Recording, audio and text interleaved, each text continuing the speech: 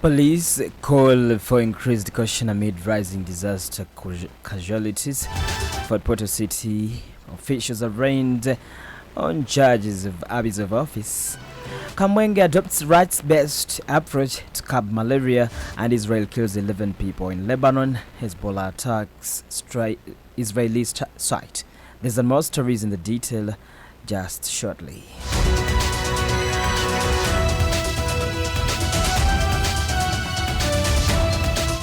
A very good afternoon. It is 2 minutes past 1 p.m. My name is Deo Asiimwe. Now the news in detail.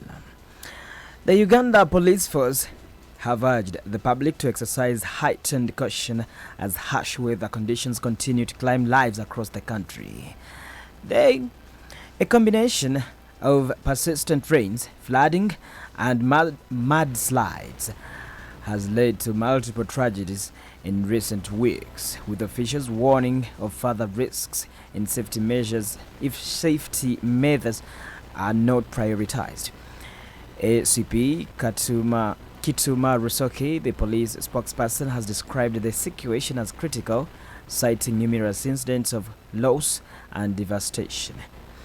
Recent incidents include the recovery of an identified man's body from River Mpologoma in Budaka district and the discovery of Julius Semambo's body in stagnant water at an abandoned house in Wakiso district is Lubiji wetland on 24th and 25th of last month respectively. In a particularly tragic event occurred on 27th last month when Uganda National Roads Authority engineer Hassan Yehaya drowned while attempting to rescue passengers trapped in flood waters on the Pakwach-Nuoya Road. Mudslides in Bulambuli district on the same date added to the crisis, burying homes in Bulukanya sub-county. Search and rescue teams have so far retrieved 27 bodies, with the death toll rising to 27 after one victim succumbed in the hospital over the weekend. In light of these events, police have emphasized the importance of safety precautions during this period, calling on residents to avoid crossing flooded areas, stay indoors during heavy rains, and keep emergency contacts readily accessible. The rising casualties underscore the urgent need for both individual vigilance and broader disaster preparedness to mitigate the impact of Uganda's severe weather patterns. Two Fort Portal City officials, Richard Kagaba Ndora, the acting deputy town clerk, and Ben Mutoro Mosinguzi, an office assistant and records officer, have been remanded to prison by the Anti-Corruption Court for alleged abuse of office through forgery of appointment letters. The duo yesterday appeared before the Grade 1 Magistrate Christopher Opit and pleaded not guilty to the charges of abuse of office. They are jointly accused with Susan Chomohendo, a senior assistant secretary who has yet to appear in court. The State House Anti-Corruption Unit, in collaboration with the Uganda Police Force, conducted investigations that led to their arrest. The prosecution alleges that between November 2022 and July last year, the accused forged appointment letters for 23 applicants without clearance from the public service. These letters were backdated to June 2023, 29th, in a bid to bypass a Ministry of Public Service circular issued on 30th of June 2023, halting unauthorized recruitment. The prosecution asserts that the accused disregarded several public service guidelines on recruitment and acted against the interests of the government of Uganda. The suspects will remain in custody until 4th of this month as investigations continue. This is not the first time the accused have faced judicial action. In August last year, they were remanded to Katojo prison by the Fort Portal Chief Magistrate Moses Nabende for similar charges before being granted bail. They were previously charged alongside Slivia Kihunde, an internal auditor, before the case was later transferred to the Anti-Corruption Court in Kampala for specialized trial. Kamwenge District Health Department has launched a 2-day capacity building training aimed at equipping stakeholders with the skills to integrate human rights and gender considerations into the control and management of malaria. The training held at Kamwenge Town Council headquarters responds to alarming statistics that rank Uganda as the third highest country in the malaria cases globally and 7th in malaria-related deaths.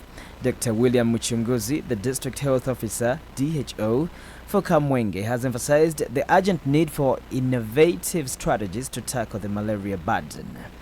He reveals that government will begin receiving malaria vaccines in April next year, targeting children under 5 years, noting that this will be a game changer in reducing malaria fatalities among most vulnerable population. Harriet Katusime, the Deputy Chief Administrative Officer of Kamwenge, highlights the critical role of the public awareness in the fight against malaria, calling on participants to focus on community sensitization. Fred Mbonigaba, the Secretary for Social Services and District Councillor representing Kahunge Sub-County, has called for increased attention to vulnerable groups who face the highest risk of malaria. The training is expected to empower local stakeholders to address socio-economic and danger disparities that exacerbate malaria cases.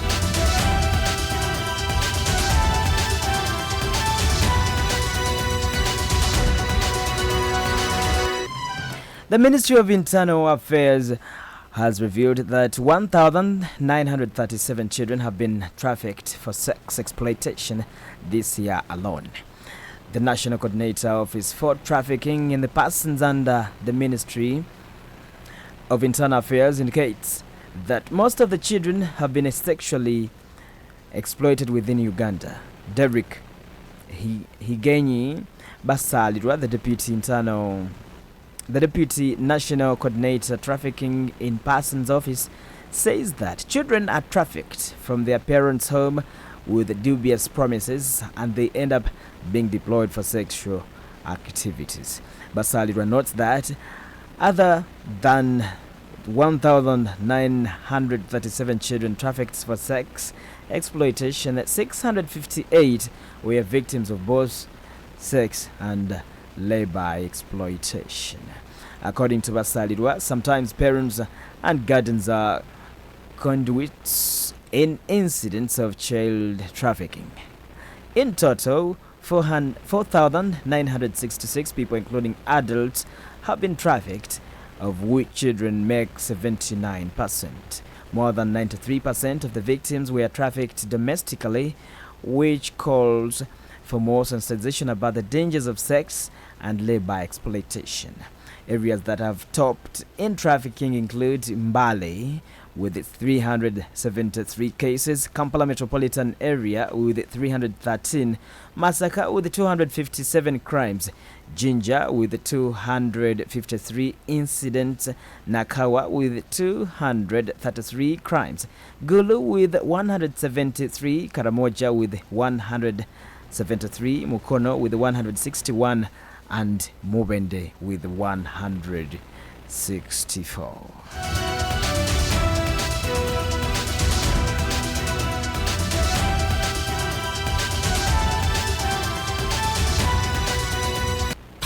You are still listening to KDR News Broadcast. This is the news on the international scene.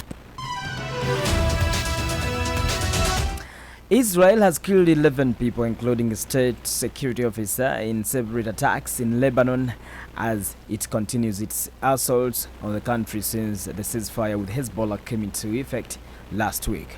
The truce agreement was pushed to the brink yesterday as Israel's airstrikes killed 2 people and Hezbollah launched an attack against an Israeli military position in retaliation. Israel then responded with a series of air raids that have killed at least 9 people, according to the Lebanese Health Ministry.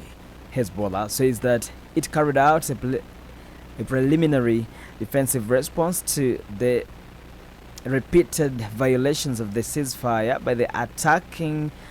by attacking an Israeli military base in the hills of Kfar Kouba, a disputed area that Lebanon claims it is its own. Hezbollah notes that Israel breaches of the truce that went into effect on Wednesday last week include deadly air raids across Lebanon, shooting at civilians in the south, and flying drones and jets in Lebanon airspace, including over the capital, Beirut. The recruited violence highlights the fragility of the ceasefire, which ended a devastating war that killed nearly 4,000 people in Lebanon and saw Hezbollah fire rockets daily at Israel. Dear listener, it is 12 minutes past 1 p.m. We'll take a quick look on the top stories as we wind up today's newscast. Police call for increased caution amid rising disaster casualties. Fort Portal City officials are arraigned before court on charges of abuse of office. Kamwenge adopts rights-based approach to curb malaria, and Israel kills 11 people in Lebanon. Hezbollah attacks Israeli site. That marks the end of today's afternoon bulletin. My name is Deo Asiimwe.